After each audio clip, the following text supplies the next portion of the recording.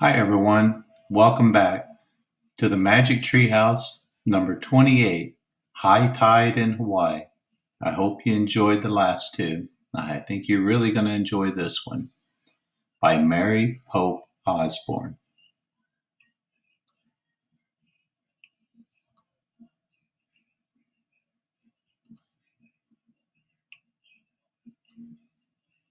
Magic Treehouse number 28, High Tide in Hawaii by Mary Pope Osborne. Illustrated by Saul Merkaka.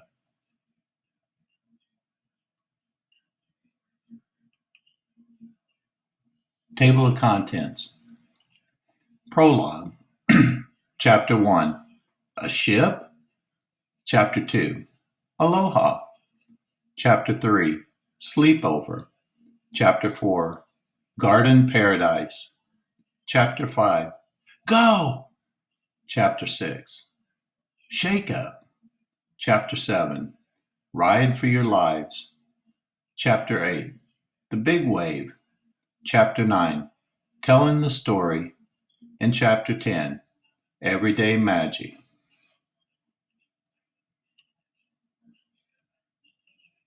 Prologue. One summer day in Frog Creek, Pennsylvania, a mysterious treehouse appeared in the woods. 8-year-old Jack and his 7-year-old sister Annie climbed into the treehouse. They found that it was filled with books. Jack and Annie soon discovered that the treehouse was magic. It could take them to the places in the books. All they had to do was point to a picture and wish to go there.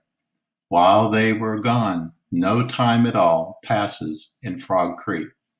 Along the way, Jack and Annie discovered that the treehouse belongs to Morgan Le Fay. Morgan is a magical librarian of Camelot, the long-ago kingdom of King Arthur. She travels through time and space, gathering books. Jack and Annie have many exciting adventures helping Morgan and exploring different times and places. In Magic Treehouse books number 25 through 28, they learn the art of magic.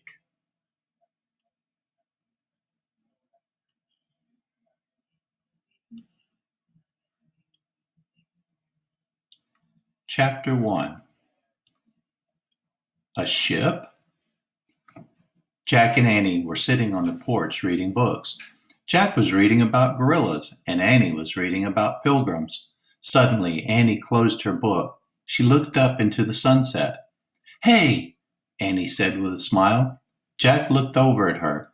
"It's back," she said, jumping up. "Oh, man," breathed Jack. He knew she was talking about the magic treehouse. Annie could always tell when it was back. Jack closed his book and stood up. "We're going to the woods," he called through the screen door. "There's something we have to check on." "Be back before dark," their mom said. "We will," said Jack. He picked up his backpack. Then he and Annie headed across the yard. When they got to the sidewalk, they started running. They ran up their street into the Frog Creek woods. In the last light of day, they hurried between the trees, and finally they came to the tallest oak. They held their breath as they looked up. The magic treehouse was back. "Good going," said Jack. "Thanks," said Annie. She started up the ladder. Jack followed.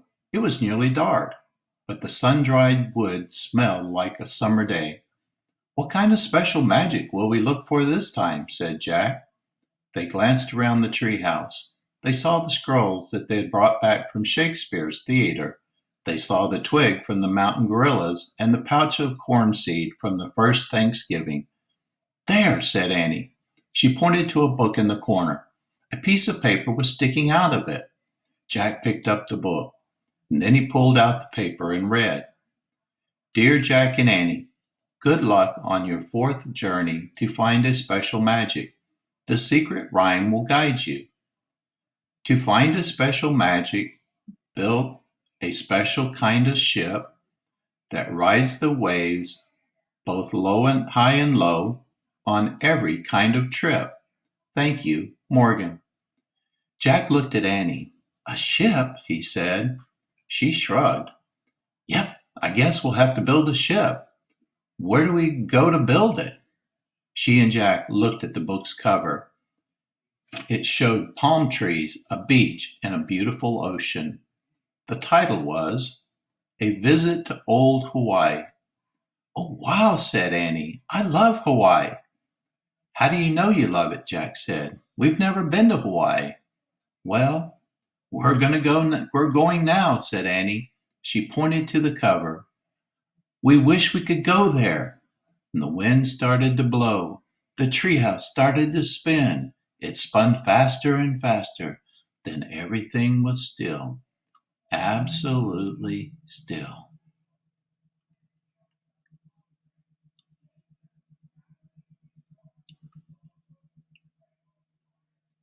Chapter 2.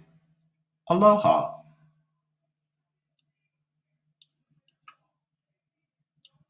Jack opened his eyes. A gentle wind brushed against his skin. It smelled sweet and fresh. Annie looked out the window. "Nice," she said. Jack looked out too. The treehouse had landed on top of a tall palm tree. The palm tree was at the edge of a flowery meadow. On one side of the meadow, a cliff dropped down to the beach and ocean. On the other side of the meadow were the rooftops of a small village. Beyond the village were tall gray mountains. Misty clouds hid their peaks. Waterfalls gushed down the sides. "I told you I loved Hawaii," said Annie.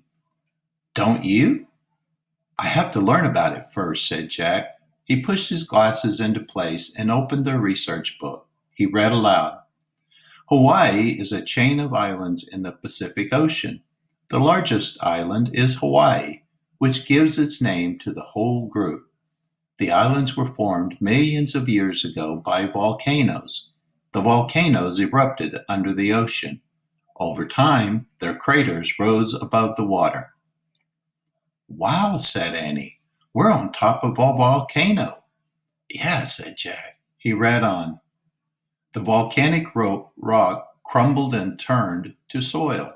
Over millions of years, wind and birds dropped seeds on the islands. Plants and trees began to grow, and birds and insects made their home. "Cool," said Jack. He took out his notebook and pencil and wrote, "Wind and birds brought seeds." He read some more. About 2,000 years ago, people first came to Hawaii. They came in canoes from the other islands in the Pacific. They rowed for thousands of miles across the ocean, guided only by the wind and stars. "Hey, listen," said Annie. Jack put down his book and listened. Sounds of music and laughter floated on the breeze. "There must be a party in that village," said Annie. "Let's go." "What about building that ship?" asked Jack.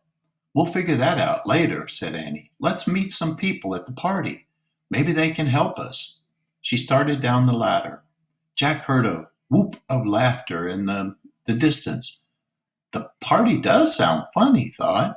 He packed up his things and followed Annie down to the ground. The sun was low in the sky. They walked through the meadow towards the village. Everything was bathed in golden red glow. "Oh man," breathed Jack. There was beauty everywhere. Purple flowers shaped like bells, white flowers that looked like stars, tall feathery ferns, green spiky plants, big orange and black butterflies, and tiny yellow birds. When they got close to the village, they saw an open area filled with people. Jack and Annie slipped behind the palm tree. They peeked out at the party. There were about 50 people, including grown-ups, teenagers, and little kids. They were all barefoot and wore wreaths of flowers around their necks. A woman was chanting. Her words rose and fell like waves. She chanted about a volcano goddess named Pele. When she chanted, other people played music. Some blew on pipes that looked like flutes. Others shook gourds that sounded like baby rattles. Some hit sticks together to make the clicking sounds. Most of the villagers were dancing to the music. They stepped from side to side. They swayed their hips and waved their hands. "They're doing the hula," whispered Annie. She smiled and waved her hands too. Don't get carried away, whispered Jack. He took out their book and found a picture of Hawaiians dancing. He read, "The early Hawaiians had no written language. They told stories with hula dancing. The hula is a blend of dancing and chanting poetry." Jack pulled out his notebook. He started a list about early Hawaii. No written language, stories with hula. Suddenly Jack heard loud laughter and clapping. He looked up. Annie was gone. Jack peeked out from behind the tree. Annie was dancing, doing the hula with the dancers, but no one seemed surprised. Everyone just smiled at her as they kept dancing. A girl caught sight of Jack. She looked about Annie's age. She had long, shiny black hair and a big, friendly smile. "Come do the hula," she called to him. "No way," Jack breathed. He slipped behind the tree again, but the girl danced over to him and took his hand. "Join us," she said. "No thanks," said Jack. The girl didn't let go. She pulled Jack into the open. The music got louder. The dancers and musicians nodded and smiled at Jack. Jack stood still. He didn't know how to do any kind of dance, let alone the hula. He stared at the ground, clutching his backpack and notebook until the music and dancing ended. The Hawaiians gathered around Jack and Annie. They all had friendly, open faces. "Who are you?" the young girl asked. "I'm Annie," said Annie. "This is my brother Jack." "I'm Kama," the girl said. "This is my brother Boka." She pointed to a boy in the crowd who looked about Jack's age. The boy stepped forward. He grinned a big grin, just like his sisters. He pulled off his wreath of red, fluffy flowers. He put it around Annie's neck. "A lei to welcome you," Boka said. Kama then pulled off her lei and put it around Jack's neck. "Aloha, Jack and Annie," everyone said. Chapter 3. Sleepover. "Aloha," said Jack and Annie. "Where did you come from?" a pretty woman asked. "Frog," Annie started, but Jack broke in. "From over the mountain," he said quickly. He pointed at the mountains looming in the distance. "We are glad you have come to visit us," the woman said. Everyone smiled and nodded. They're all amazingly nice, Jack thought. The music started again.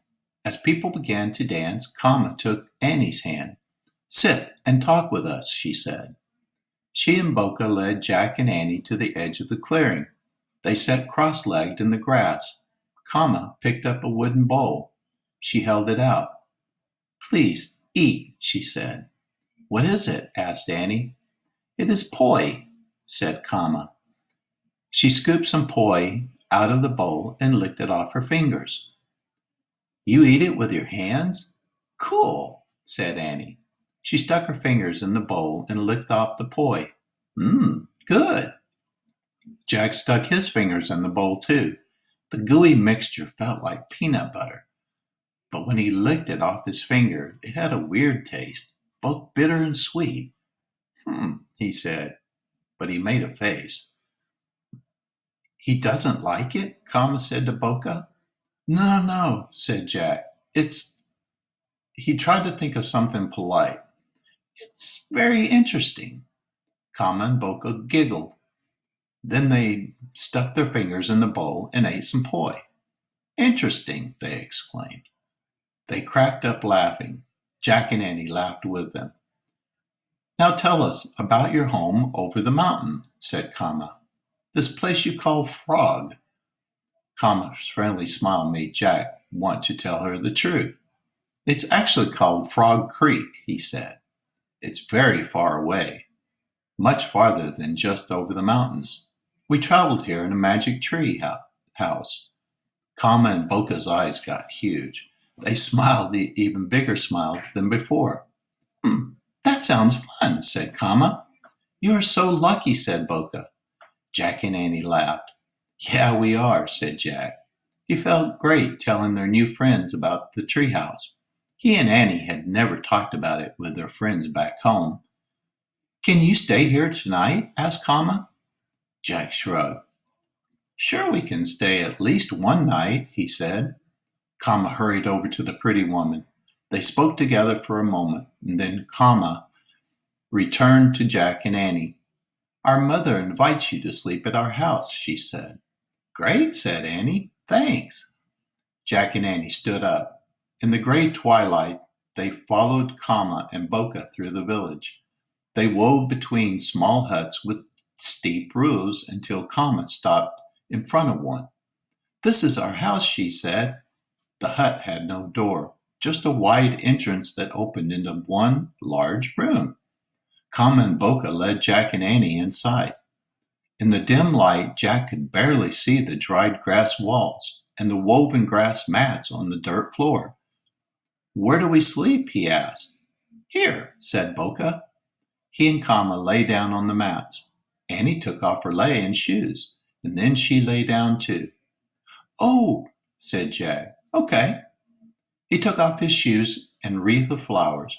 He used his backpack as a pillow when he laid down. The warm wind rustled the palm leaves outside. Music drifted in from the party. The ocean is calling, said Kama. Jack could barely hear the waves in the distance. Tomorrow we will take you wave riding, said Boca. You mean surfing, said Annie. Yes, said Kama. Cool, said Jack, but he wasn't sure he meant it. Surfing actually seemed pretty scary.